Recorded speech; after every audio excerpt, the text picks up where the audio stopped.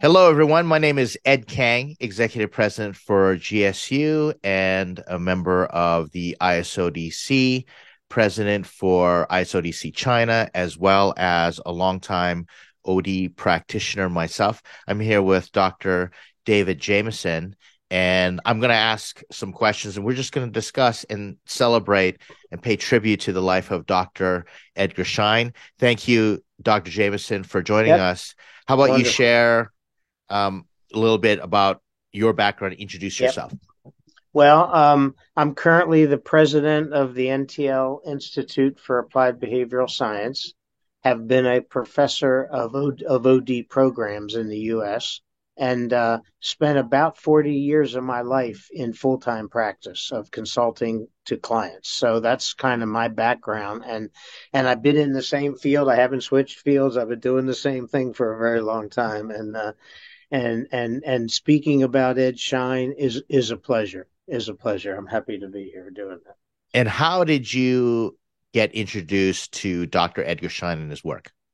Well, when I was co-director of the Pepperdine Masters program, they were one of the first programs that tended to bring in distinguished guests to their courses because it ran in residencies. So people were together for like 7 days. And so we would bring different people in. And so I was leading many of the sessions when Ed Schein was our guest. And so I first met him that way. And about the time that was happening, I think was when he has already started working on culture work.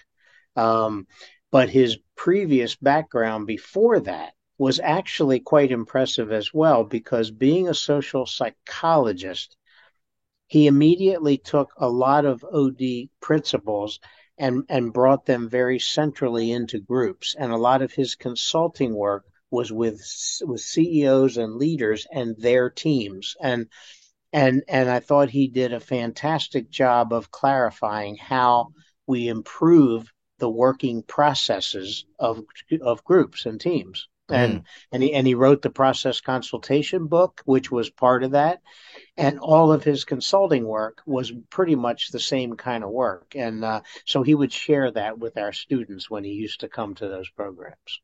It's similar to my experience. I was introduced to him because he was a speaker on behalf of ISODC China in our Yep, conference, and I got introduced to him. And then my first assignment going through Global Synergy University and pursuing the program in organization development and leadership was to read some of his work and then present it to my peers. So that's when I was first yep, introduced. And then yep, we had many times to interact since then. And I've had one on one conversations. I'm sure you've had lots of yep. interactions from there. Based on your history with him and your relationship, what's what are the things that you learned? What impacted you the most from his enormous and rich Hmm, body of hmm. work? Yeah, yeah. Because he was academic and because he wrote so much, that's why I think he has lots and lots of contributions to the field. But what is really interesting, I thought about Ed, is who he is and how he shows up. And and this is what we try to teach everyone is how they use themselves appropriately. But one of the things that he did even before he wrote all about the Humble series, the Humble Inquiry and the Humble Leadership, he was very humble. Mm. And you could see it and you could feel it. And I even remember when we were going to have a conversation about something, I can't think of hardly any where he wasn't the first one that asked a question. Wow. And he was so good at that, and he always wanted to be very clear. And uh, and then the second thing that I really liked about him, and this came more over time, is he did have some very strong opinions around values and ethics. Mm. And so when he was in a situation and someone was not doing something that he felt was appropriate, he always would speak up. So he's also not a passive person in a group, which I thought was really fascinating too. And so those are things that really caught my attention right away as a person. And then, and then when I one time they honored him one time at Benedictine University, and when they did that, I did a presentation on different pieces of what he did in his career and how he contributed to the field. And one of the things that doesn't get talked about a lot, but he was the leader in, is all the work he did on careers and how people build careers and how important it is that the careers connect to cultures that are built into those careers. Wow. And so he has some fantastic work on careers, and that's one thing that he has published, I think, two or three different books on that. Um, and then his early work as a social psychologist, he followed Kurt Lewin. Kurt Lewin had his model of group dynamics, and Ed made some modifications to it. This is Hmm. after Lewin passed, but it was probably in the 50s when Ed Schein did that. So he was tweaking some of that a little bit. And then I think the two big ones are culture. His work on culture was like the most central and the most outstanding. It's not the only theory, but I'll bet it's the most popular theory Yeah. and about culture. And then the last is when he started doing the writing on cultural humble inquiry, which is really more about a way to be a leader and or be a consultant. And then the other one is he finally made it into humble leadership, and now he and his son Peter have rewritten new editions of all of those. But I think that series has brought an entirely new piece home, in the sense that it's similar to where he started when he wrote Process Consulting, Hmm. because he said our job is to help improve the processes that people work in. And then he does it with he brings the humility thing out. And then, as I said, my experience of him is he was already role modeling it. He was already doing it, and so I think that's the key things that come to my mind about it. Well, it's true praise from someone like you to be able to, highlight how he's impacted your life. It Yep. means a lot, I'm sure, to Yes, it many does. people who are listening and who've interacted with him. I can tell you, funny story for me. I Yeah, used to be a consultant that thought I could engineer culture and I could fix yeah, culture. yeah. And when I began working with him and I listened to him instruct other people, they would ask, how do we fix our culture? And he would say, what problem are you trying to solve? And they would say, well, the problem is our culture. And he would get a little cranky and say, you don't fix culture, you solve problems. Culture comes from solving problems. Right, And right, and right. it's a byproduct of that. And that really struck me. That's a And good point. That's a so I good began point. following that, and I agree with you. His contribution in terms of culture, it has made an impact. The second major impact he had, and many of others have done this, but it was him in particular, his description of dialogic OD Oh yeah. got me inspired and curious. I had heard Yes. about it, but the Yep. way he described it, based on his background, I said, I need to look into this.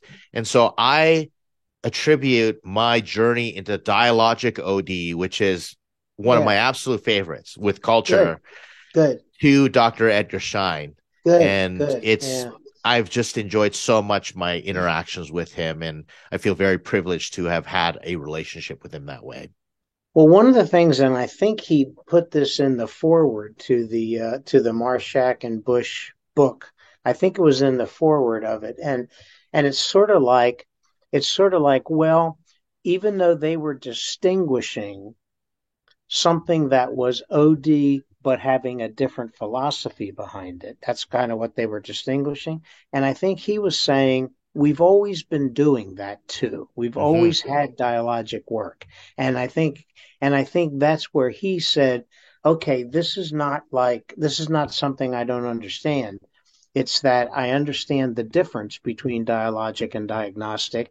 And yes, we've done dialogic for years, because most of his work with teams on processes is all about social construction Mm-hmm. discussions. Yes. So he always knew it. He always was there. So that's wonderful. And yep.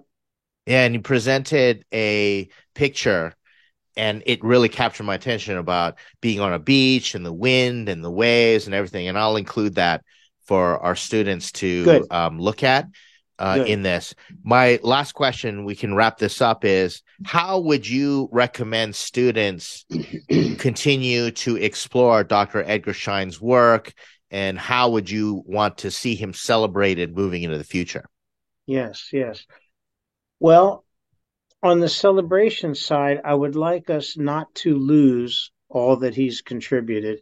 And one way to do that is to keep it built into education programs. And I Mm-hmm. do hope that happens. That's one thing I hope happens. And two, I believe his son Peter will continue a lot of that thinking because he's now been the co-writer for 3 or 4 books. So I think he's getting on top of it as well.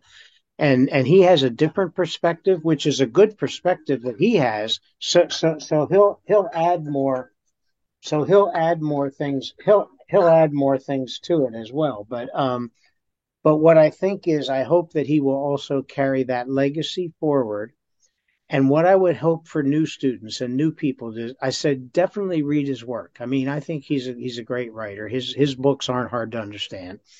And number two, the question is, a lot of these have been written a while ago. So always think about, how do you put it in place today? How do you use it today? Because I think we are living in a slightly different world or era. And yet I think all the basic principles and the things that Ed has done are as valuable as ever. But we have to apply them differently, probably. We have to think about the people today and how they, what kinds of things they're struggling with, and how we use his theories and concepts to help us get through it. Mm-hmm. I'm going to repeat what you said about him working from Kurt Lewin's work.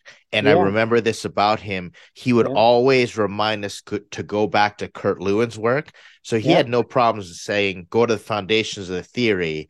And I yeah, think, just like you're talking about, yeah, yeah, start with Kurt Lewin's work and many of the originators of OD and the yeah, contributors at that time. Then you move to Dr. Edgar Schein's work, and I yeah, add yeah, your yeah, work in there yeah, and many of yeah, the instructors that I've been able to work with. yeah, And then yeah. there are new and other, like such as Peter and other upcoming Exactly, OD exactly, practitioners who will add exactly. an amazing foundation. So I recommend do it all and Yeah, go no, through the that's right. entire That's right. stack. That's right. That's right. And I think it's a great idea to have new people now take advantage of understanding it a little bit better. Don't wait for a course to assign a book. Mm. Now's the time to understand what he was doing. So that's perfect. Well, it's incredibly sad to Yeah, lose I someone like know. Dr. Edgar Schein. And so I'm thankful that we could spend this time together remembering him. Yep. What final words would you have? Oh, he was one of 3 founders that I ended up learning from and working with. And I have to say, even today, when I look back and I look at who's influenced me the most, it always goes back to those 3 people. One was Bob Tannenbaum, one was Dick Beckhart, and one was Edgar Schein. So they had so much influence on this field. And while people today say, what's going on in OD? What does it really mean? Whatever. All of it was clear when you were working with those people. So so that's Well, how I well feel said. about my work. That's how I feel about my work now. So, yeah. Thank you, Dr. Jameson. Yep.